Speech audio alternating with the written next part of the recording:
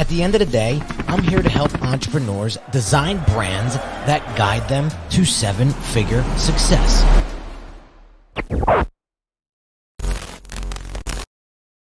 What is going on, everybody?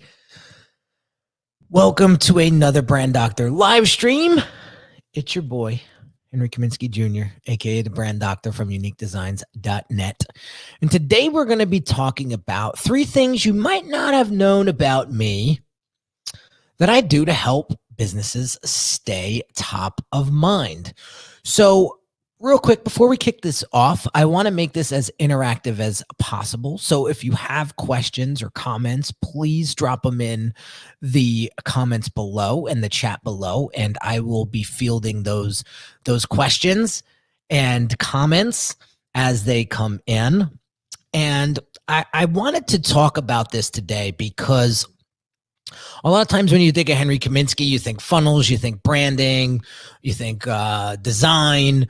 But there's a lot of things that I do that really help my clients stay top of mind to the people that they want to serve. And I think one of the big problems that my clients face, I sure as hell struggled with this tremendously when I was scaling my business from 6 to 7 figures, was getting in front of the right audience consistently, because I was working so hard inside of my business. I had no time. I didn't have time to create content because I was putting out fires left and right, and I was designing and I was working with, like, it was just so overwhelming. So how the hell did I even have the time to market and try to drum up new business? And so that time crunch really had me shackled, right? And it really, really kept my business stagnant. And so what I realized was what I realized was I needed to start to replace myself. I really needed to get out of wearing all the hats, doing all the work, and thinking that I was going to grow a 7-figure business this way. It just wasn't going to happen. So I'm going to share with you today 3 things that I help my clients with that keep them top of mind, in front of the right people consistently. And we'll dive into this right after this quick little message.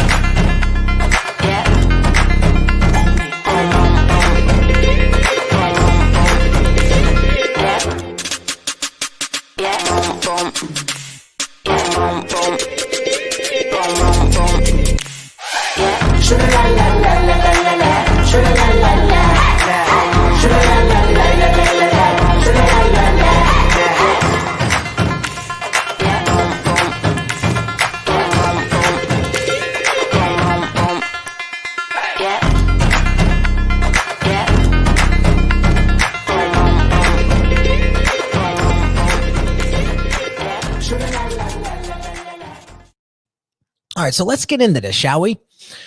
So yesterday I'm on Clubhouse, or was it? Yeah, yesterday I was on Clubhouse and I was on a panel with the author Daniel Priestley of the book Oversubscribed. Highly recommend this book to you guys. Powerful, powerful book, and an awesome dude, just an awesome guy all around. I mean, wealth of knowledge.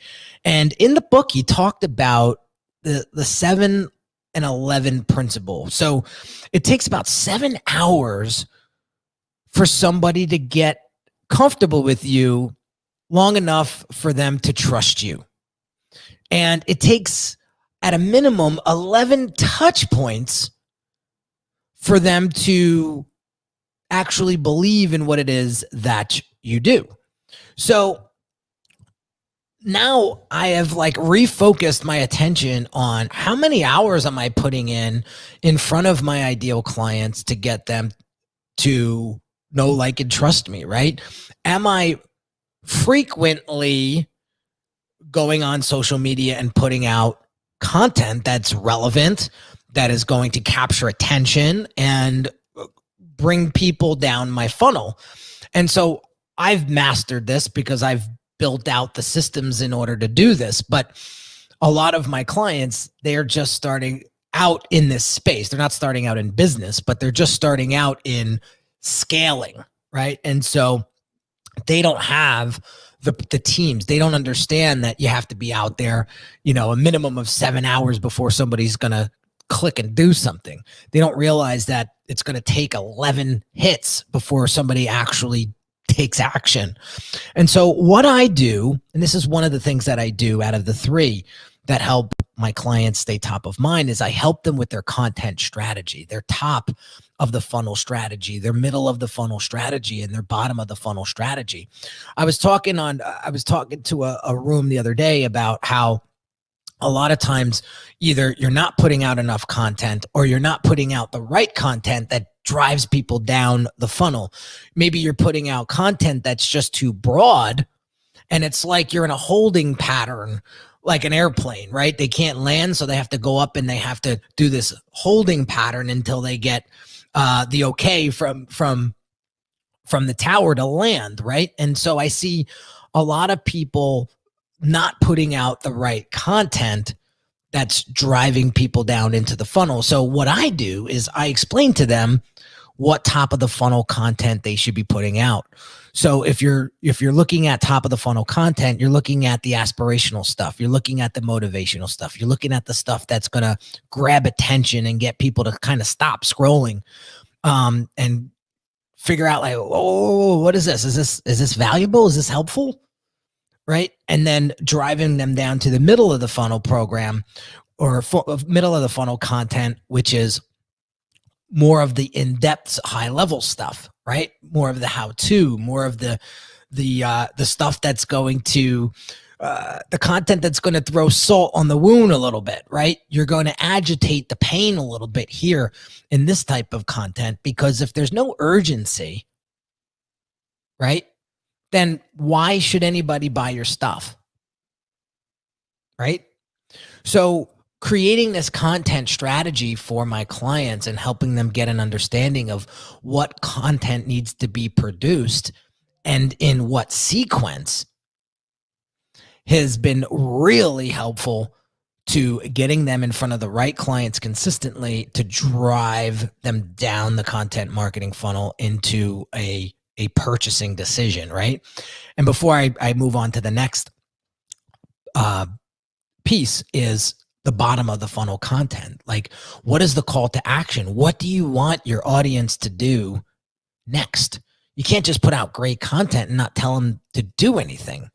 Otherwise, they're just going to continue to watch your content and they're just going to stay there. Again, they're going to be stuck in this holding pattern until you tell them, listen, I want you to book a call with me. I want you to download this. I want you to watch this video. I want you to, and again, guide them along the way. So a lot of times my clients just get stuck in this holding pattern, and they wonder why, people, the calls aren't being booked, or the sales aren't being made, right? So developing that content strategy is super important, right? The next thing is podcast publication. Now, I don't do this for my clients, but the person who produces my podcast, we have a strategic relationship. So when a client graduates the Brand Accelerator program, what's the next step? Well, we got to market and amplify the messaging, right? We just did this with Jason O'Neill from Ecom Solutions. The best way to amplify his message and voice was through podcasts, because a lot of his clientele are listening to podcasts. So I'm going to stay in my lane and refer Jason to my podcast production team, right? And so what happens there is, when I make that referral, I set up a connection with the podcast team where I'll get a recurring kickback. It's a kickback. I'll get an affiliate commission so long as that person stays in that program, right? And I trust my podcast production team with Dante, my son. I mean, we've been working together since I started podcasting, which is we're going on 5 years this year, right? So helping my clients get those resources is super it's super important for them because now they don't have to publish the podcast. The podcast production team does all the heavy lifting. All they got to do is freaking record the podcast. It's like that simple, right?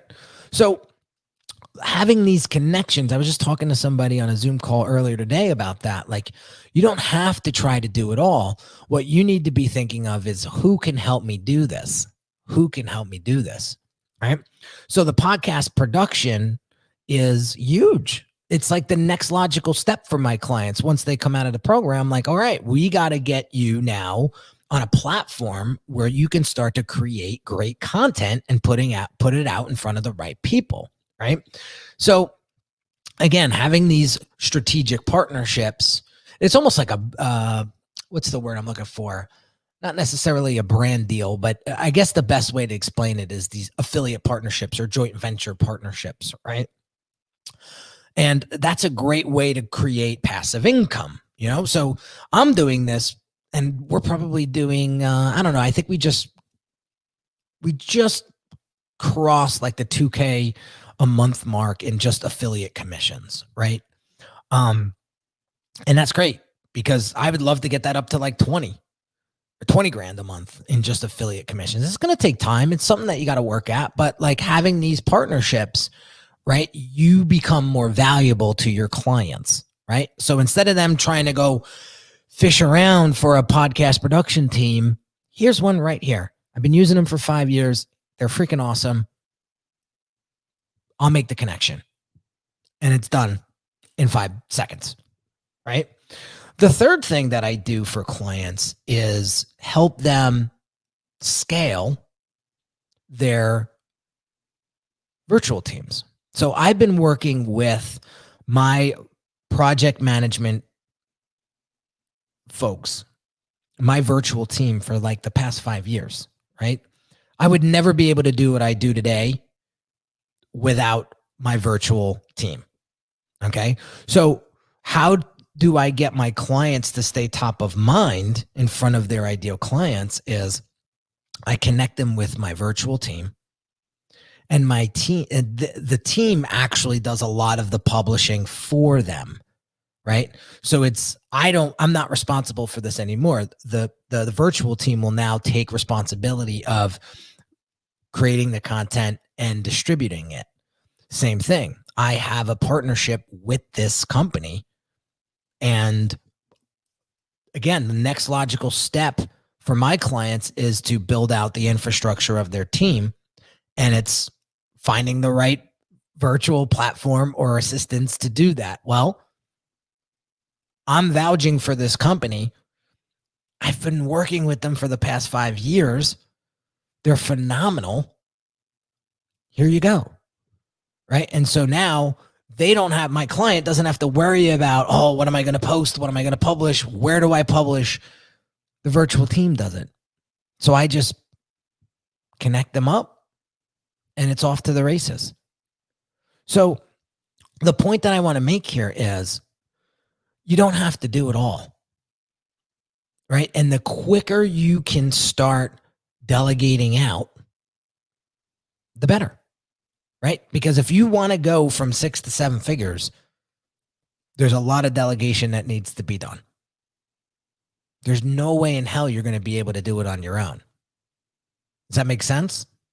So what life, I want you to picture this for a second, right? What's life going to look like when you have more time back doing what you love to do?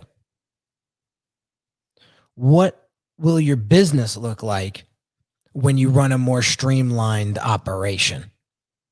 and there's systems and processes. And there's people doing a lot of the heavy lifting for you, right? What's going to happen when your content starts hitting and resonating with your audience and your funnel starts filling up with more qualified leads? Boom. So, yes, it could be a daunting task to try to stay in front of the right people consistently if you're doing it all on your own. And I am more than happy. Just reach out to me, guys. If you need an introduction to a podcast production team that's super reliable, that's super responsive, anytime there's an issue, which is very rare, like, boom, done, Henry. We're on it. Tech team's on it. This could be over the weekend and everything. If you need these introductions, reach out. I'm happy to make these connections for you. If you need a virtual team, let me know. We'll get you top of mind. We'll get you in front of the right people consistently without you stressing the hell out, trying to do it all on your own. So I hope this helps, guys, because a lot of times people don't realize, like, when you hire somebody, the network of influence or the network that they're associated with could be a lot more valuable than you think.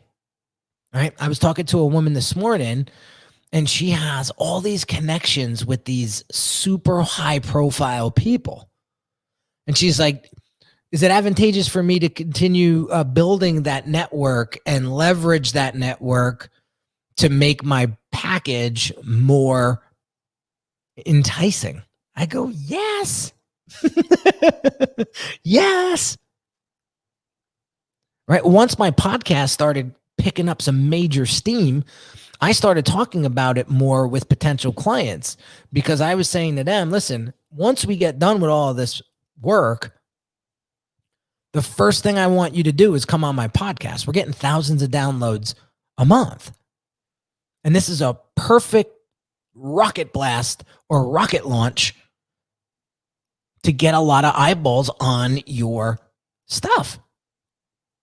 I'm going to introduce you to my audience, and I'm not going to have you come on the podcast and talk about how you were such an amazing client and, rave about me and how we work together so I can, hear myself talk. No, I'm going to have you on my podcast, and I'm going to put the spotlight on you. My audience isn't even going to know that you're a client of mine, and we're going to help you get more attention and drive traffic via my audience. And my audience is tuned in and dialed into me. So if I'm repping you and I'm pushing people your way, with that third party validation, you better believe people are going to be a little hot, if not warm, in wanting to know more about your services. So once I saw that, I was like, I gotta start leveraging my resources more. Right. So these are just a few things that I do that a lot of people don't realize come with working with me. Is the network of influence and the connections that I have could really help you skyrocket it and scale a lot more efficiently than you trying to hire out these people, cold turkey. So I wanted to share that with you because it's important. It's not necessarily what you know, but it's who you know. And I've been blessed to be connected with so many different people. Like, my copywriter was recommended by Russell Brunson, and we've been working together for, close to 6 years now. And had I not had that recommendation from Russell, I still would have probably been, dancing around, copywriter here, copywriter there. But this copywriter was so good, I said, no, we're going to use this guy. And until it's to a point where, we can't work together, or if something major comes up, then we'll start looking around. But this guy has been over delivering for 6 years. So of course we're going to keep him on the team. Right. But it wouldn't have ever happened if Russell never recommended. So, you know, when I bought into Russell back in the day, like I was buying into his network as well. So important things here, you know, to not overlook. It's very important. So, all right, I'm going to shut up. Have an amazing day, guys. And if you haven't checked out my masterclass yet, if you go to uniquedesignz.net // and it's Unique Designz with a Z at the end, not an S, / level up my branding.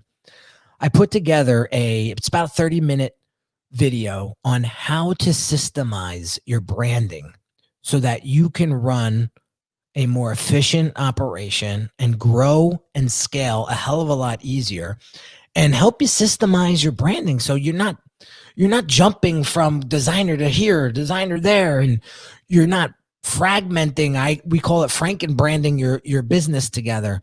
I'm going to show you a framework. It's 3 steps that can help you dial into who it is that you truly are, who it is that you truly want to serve, and how to you create a brand that's going to connect those two together and help you skyrocket. So go check out that masterclass now. It's Unique Designz with a Z at the end, .net / level up my branding. Thanks again for watching, guys. Love you. I'll catch you on the next one real soon. Take care.